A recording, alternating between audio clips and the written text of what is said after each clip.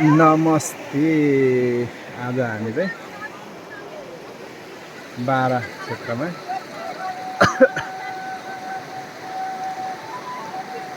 मन्दिरमा आएको पूजासुजा गर्न घुम्न पनि। यो चाहिँ यताको नदी छ पोका, यताको कोशी, पोका र कोशी नदीको सङ्गम स्थान यही हो।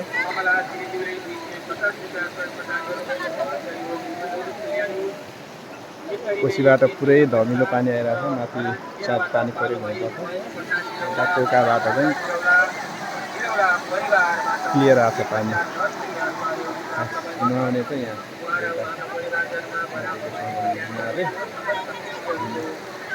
कस्तो रहेछ ल मैले देखाएँ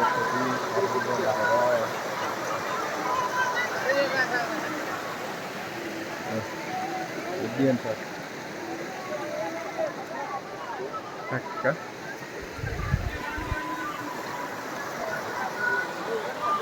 नदी मन्दिर।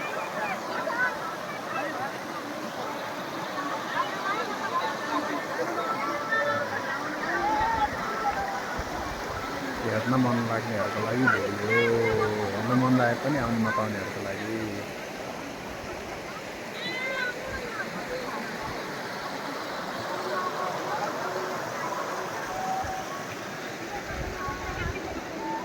ल धन्यवाद।